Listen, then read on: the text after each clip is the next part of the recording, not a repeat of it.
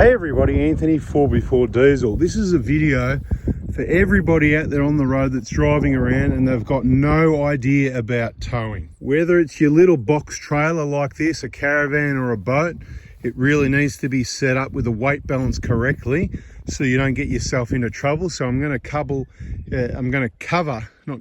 what's couple? Couple's not even a word. I'm going to cover a couple of tips. You know, normally they edit that, bleep, bloop, take it out and all that, or put it in at the end for entertainment. We just leave it in there for entertainment. It's all real. There's no editing. Just join it all together and send it, right? It's just what it is. I don't have to think about if it's real or not. It's just what it is. There's no editing. There's no smoke and mirrors. But back to the box trailer setup. Now, so trailer. Obviously, a trailer is a pretty simple thing. That's your tow ball hitch there. That's your axle there. It looks pretty obvious to me that if you put weight over the middle of the axle, it's going to keep the balance of the trailer about the same as what it was and the original design with it empty. You can see on this trailer, the axle is not even midway on the box. It's a little bit further back. There's a reason for that. And of course, you've got the weight of the drawbar. That puts a little bit of downward pressure on the tow ball at the front there, keeping the trailer under control. It's really important to have not too much and not enough. So both can be as bad as each other, to be quite honest, depending to what limits. Now, there's a few misconceptions about weights on the tow ball and how it's got to be 10% or it's got to be, that is your maximum. It's not what it's got to be. I'm just getting distracted by this little blue wren over here on the burn pile. But you can quite obviously see here, this is a perfect example of how a lot of people load their boats or their caravans, and there's way too much weight at the back of the trailer, which would minimize the weight on the tow ball up the front there on the vehicle. So all I've got to do to get this to lift off the ground is put my foot on it and it's up in the air popping monos. On a trailer like this, what happens is you'll be okay at about 60 Ks. Look, it's dangerous for a couple of reasons. Let's cover the first one. If you've got upward pressure on the tow ball, you're relying on this hitch lock to make sure it doesn't come off, and they don't work very well because what happens is with enough pressure, they can just kind of slide up past. They can slide past there, see, because it's got a bit of a taper on it, so you can't rely on that. There's some types you can lock down, but that's not the design of it. There should be downward pressure, absolutely 100% all the time. And of course, that locking thing is maybe if you go over a bump, you've got a dual axle trailer, it holds the trailer more level, and at momentarily over gutters and dips, vehicle can be down momentarily. So beware of that also when you're towing, because that takes away the down pressure on the tow ball on a dual axle trailer. So it does get quite complicated, but I want to keep this one just basics. We definitely want downward pressure on the tow ball, and I recommend on a trailer like this, minimum 50 kilos at all time. I would say 50 to 100 kilos, right? So that's a weight that you can lift onto your tow ball if you're pretty strong, but it's very heavy. If it's really light, if you come to your trailer and you go, yep, I can just lift it off the ground like that, it's loaded incorrectly. What you need to do to keep some weight on the tow ball, pretty straightforward, the weight between the axle and the tow ball. If we want to increase it, we need to move material from the back part of the trailer forward, so front of the trailer. But just the same, we'll get in a bit more detail in it, but just the same as that, we don't want to put too much weight here. If you put all your weight up here, so there's some camper trailers I see, in my opinion, they're just a really bad design. You've got the axle right down the back here. They've got most of the camper in front, and then they've got toolboxes and storage and all sorts of things going on the front with batteries. There's so much weight on the tow ball. I mean, the whole camper probably only weighs a ton and a half, something like that. And it looks like they've got 500 kilos, 600 kilos on the tow ball. It's just ridiculous.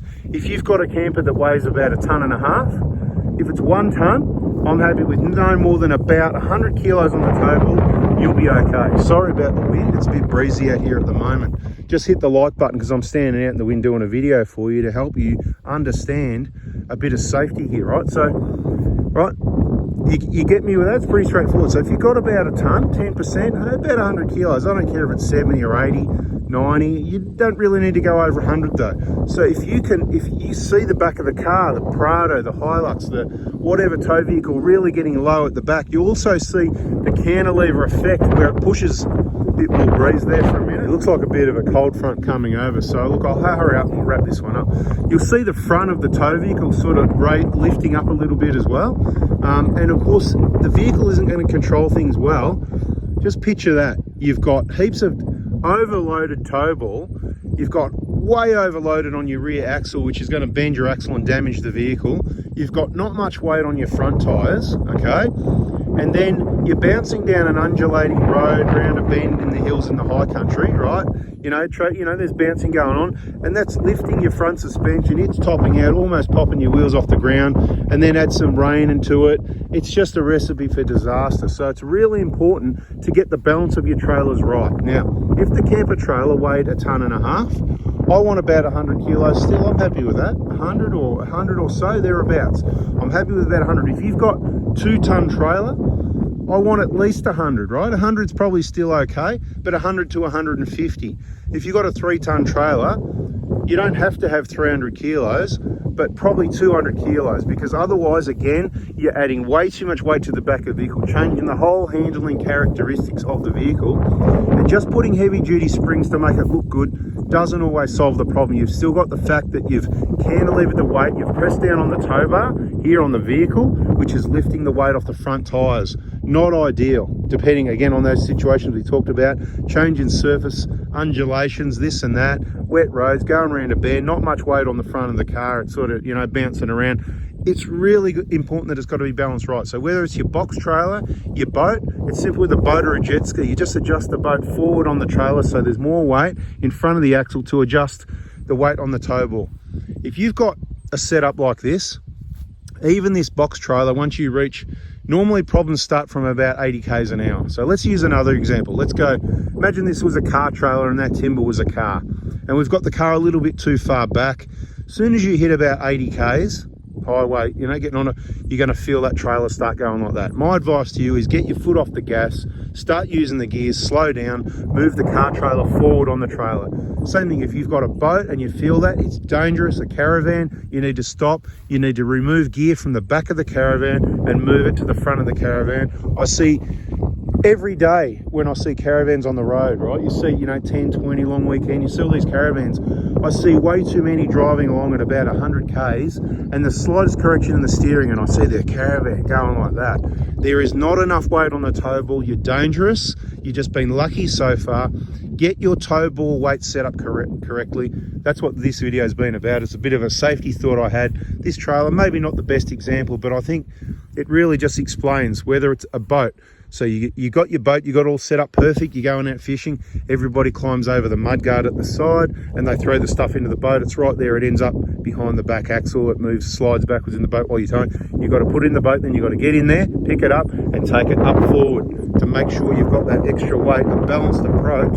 If it's set up perfectly, half can go either way. I'd recommend over the axles or slightly forward or further forward if you need more weight. If you put a lot of gear in the boat, water, fish bins full of fish, bait tags, all sorts of things, fuel, a lot of weight at the back, it just changed the whole game. The trailer's going to move around. The only reason trailers move around is because of not enough weight on the tow ball. It's as simple as that, right? It's not flat tires, it's not worn wheel bearings, it's not even springs that are, it's not that. That'll be sloppy and bad. What controls how the trailer tracks behind the vehicle is the right amount of weight on the tow ball. Everything will make a little bit of difference, but this is the 99.9% contributing factor.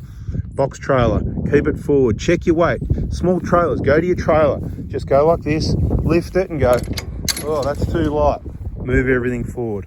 All right, people, that's a video. I've talked enough. I hope that helps. Share it around to your towing friends, your trailer friends, if you've got a boat trailer, if they've got a caravan, because the majority of people on the road are dangerous, and that's why I thought of doing this video. And I'm just cleaning up a bit, and I wanted to use this as an example. Thanks for watching. Catch you on the next one.